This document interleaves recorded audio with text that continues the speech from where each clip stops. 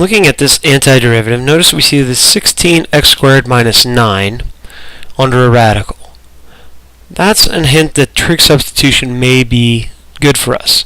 Now here's our basic trig substitutions. Notice when it's x squared minus a squared, we want to use a secant theta.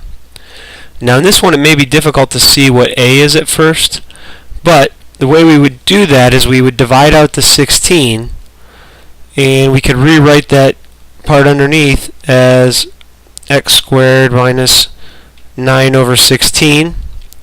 And so a is the square root of 9 over 16, or 3/4. So we can still use our trig substitution of a secant theta with a equal to 3/4. So we're going to let x equal 3/4 secant theta, and then immediately after identifying your x, you should find your dx, because it's so common for people to forget this. And that's 3/4 derivative of secant, not one of our most common ones, but it's pretty interesting because it has secant in it. It's just secant theta tangent theta d theta. Alright, now we're going to do our substitution. Again, the biggest mistake is people forget the dx, so let's just go ahead and start with that. On top, we're going to have a 3/4 secant theta tangent theta d theta. And don't worry about the 3/4 because there might be some canceling we can do. Now we're going to put in x, which we said is 3/4 secant theta squared times the square root of 16 times 3/4 secant theta squared minus 9. And this will work out really nice. It's a pretty slick little substitution. So now we've got 3/4 secant theta tangent theta d theta on top. I'm going to start getting rid of some of these parentheses down here on bottom.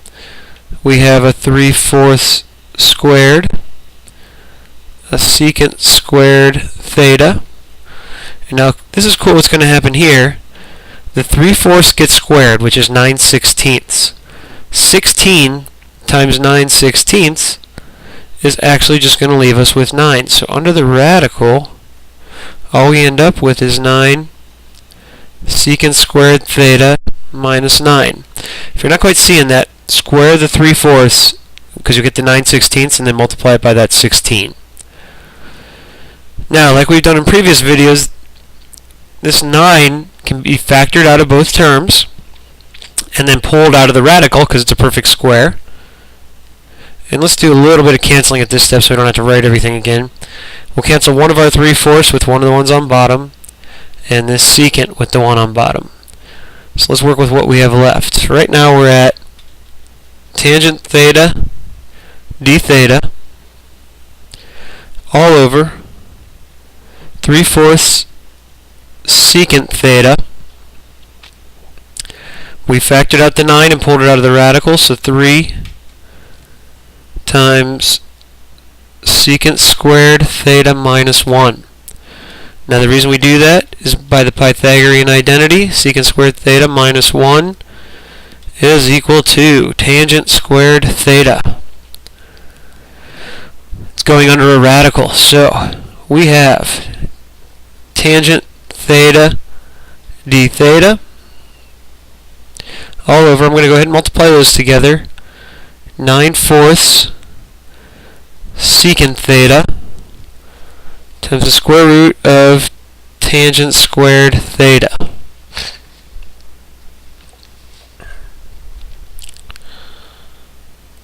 Which is equal to tangent squared theta. Square root of tangent squared theta is just tangent theta. So this is going to cancel out with this. Now there's no other constant, so let's go ahead and pull this out. Now notice this is 1 over 9/4. So when I pull it out, I'm going to take its reciprocal, and I have 4/9. All I have left is d theta over secant theta. Well, remember, 1 over secant theta is just cosine theta, so this is actually just 4/9 times the cosine of theta. Sorry, the antiderivative of cosine of theta d theta.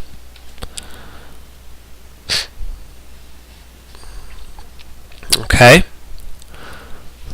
So it turns out that this is just 4/9 sine of theta plus c. And we are almost done.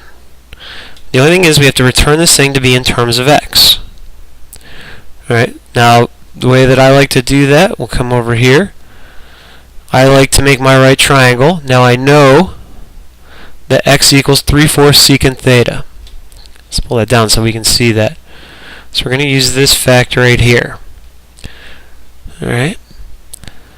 So we know that x equals 3/4 secant theta.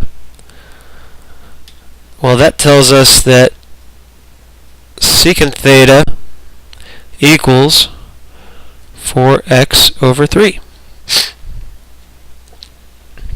Now, I like to use a right triangle, but we could use a Pythagorean identity. There's a lot of different ways you could do this. Call one of my sides theta. Now, secant, remember, is 1 over cosine.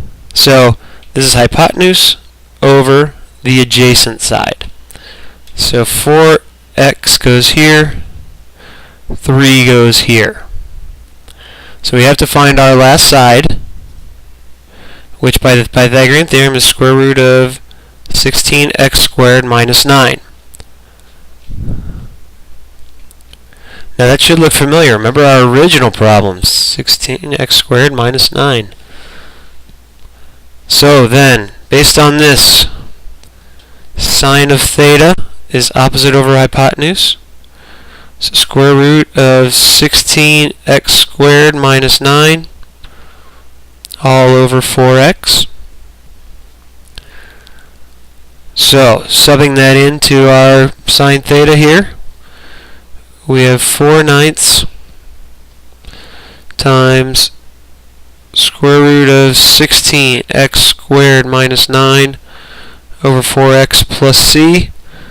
We can cancel out those 4's, and we get the square root of 16x squared minus 9 all over 9x plus c.